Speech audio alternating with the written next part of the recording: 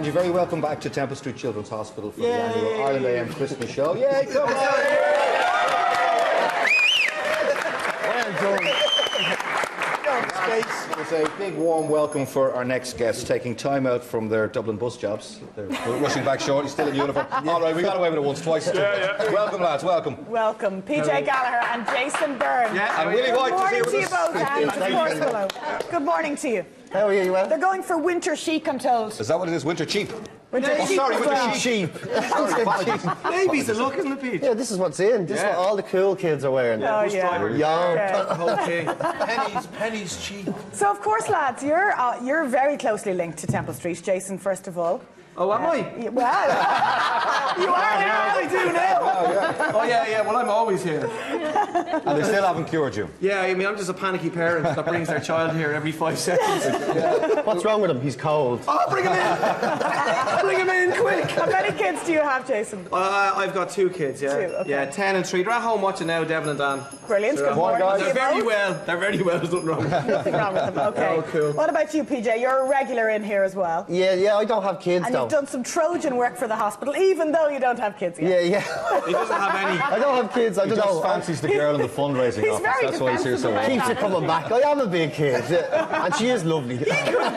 You couldn't raise kids because you'd be a mess. I wouldn't have a clue. I've got a dog and it gives me heart attacks. You know what I mean? I wouldn't have... He's not going to grow up himself. He'd put a baby in the garden with a nappy just to see what happens. Let nature take its course. So, Jason, let us start with you. Of course, most of us know you from Anonymous. A what? Anonymous. Anonymous. Which, of course, was a great show. Yeah. Who do you think was the best celebrity on it? Apart from yourself. I was on it. I don't know. I mean, Ronan Keating was great. Ken Doherty was really good. We had Grana's show we got on as a bit of a tracksuit head. And I think still my favourite bit is sending Ken Doherty as a priest into a cake shop. Oh, fantastic. And telling them to say that he wants a cake for his daughter's 21st. and then your man goes, what we put on it? And then I says, tell him, who's your daddy? Put it on the cake. And Ken was great because he's so calm. You know, he was just laughing into his chest and had to leave, and you know, it was madness. There's been loads of them. There's nobody been really bad, really, you know. They really take on the role, don't they? Yeah. Like, everyone seems to take it very seriously once they decide to take part in it. Yeah. I mean, we'll start dressed up and they go out and nobody knows them. They can't believe it. Like as I say, like someone like Ronan, who's been known since he was a kid. Ronan Keating, he just went down and he goes, nobody knows me.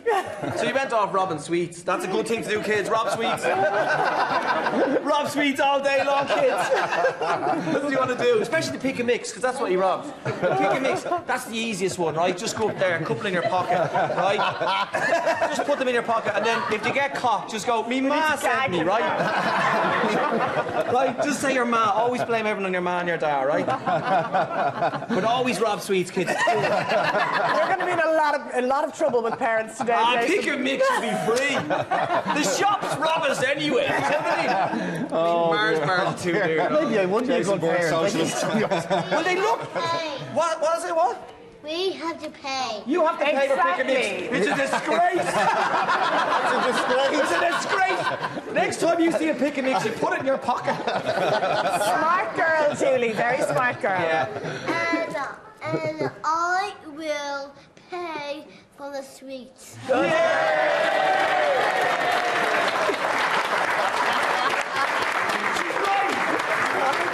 Oh dear, all right, I think very quickly from the north side of the city. Seriously, don't pay. A classic example of north sider, south sider. Oh, I'm a north sider. He's a south sider. It's the other way around.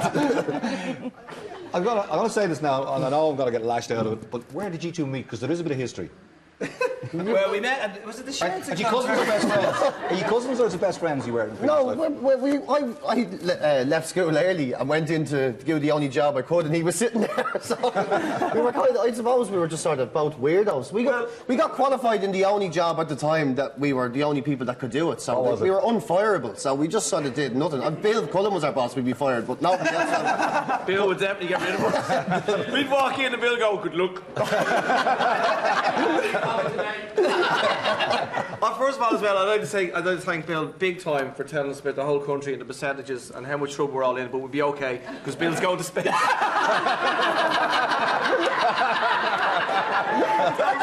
Making us all feel great, Bill. I'm going to space. See you. Willie said he's going in a Renault space. No, we met. PJ was only 16 and I was about what am I? About 2 years older, I think. About 18, 19, and we were working in a warehouse, electrical company. And PJ just came in, and you didn't really speak a lot, did you? No, I was too shy. I didn't really know what to do, so... We used to tape him up and put him in skips Yeah. in the warehouse, which is bad. But then one day, remember you decked one of the lads? And that was it then. Yeah, then we all went, PJ's okay. Tell him the story about the homeless fella that is me. No, that's not appropriate. Tell him what you've done, bro. We didn't do anything. He's dead. Jason's even gone round and thought of this. I'll tell you what he done. Well, I'll go for it. They met a homeless fella out on the street one day and they brought him back to the factory. And they put him in behind the boss's desk while the boss was out and left him there eating a bag of chips. And the boss walked in and your man was there and he hit the roof. That's what happened. We're not taking that off. I'm not taking... Denying that But completely. we had great crack together though. It was years and years. And I actually did like doing pranks about Anonymous. I did terrible things to people when I worked there. But they weren't that bad, just bits of tricks, yeah. And then when I was 21, they crucified me. They all PJ and all the rest of the lads taped me up on a big cross. Left me in the middle of the warehouse for the whole day. These are things you never think you're going to end up talking about on TV when you're doing. But you were never destined to have a serious job, were you? No. No way. Excuse me, we work in a very serious job. Oh, please. Doing the comedies. When you start out like that, you have to find a way of making money in a very strange way. You have to tell jokes for a living. Once you tell jokes for a living, it's very hard to do anything else. But we had great crack and we got, what, 60 quid a week? Yeah. My first paycheck was £32 and 32 pence at the time. Do you think you were loaded? I remember thinking, no way I'm made! Yeah. And they said I'd never amount to anything. No, the reason why we left was because we got 60 quid for doing 20 minutes stand-up. Yeah. We thought, I'm out of here. Yeah. This is much better.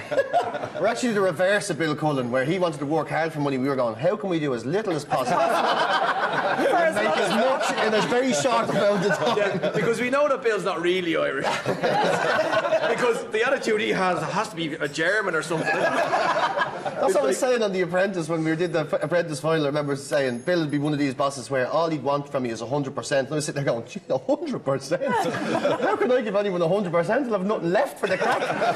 They're going, I'll give you 72 and a couple of hours on. All right, look, on a more serious note, the Temple Street Christmas raffle, we have thousands upon thousands of tickets there. Will is going to do us the honours of pulling out the winning tickets. Let's go for the first one. This one is worth €10,000 to the winning name. So who is it? And the winner is PJ Gallagher. Stop. It's Christmas. Thanks a million. No, it's John. Go away. Listen, it's John N. Devlin, and he's from Royal Oak and Santry. Well done. That's the posh part. He's 10,000, and he's my neighbour. 10%, John. And the second prize for And the second prize is €5,000. for how much? €5,000. Is Jason Byrne. No, it's Angela Deehan, and she's from I can't say that. Gallagher. Where's that? Well done. The last one now. And the third prize for €1,000. And the third prize for €1,000, which I know isn't a lot of money, so you'll give it back to them. I think all the winners should give it back. Is for William Halliday. Halliday. Yeah, where? And he's from well, he definitely won't be giving it back because he's from Cavan. All right, thank you to everyone who contributed to the raffle and bought tickets for Temple Street across the year. There is the winning result of this year's raffle. We got to take a break and get out of here. Get out.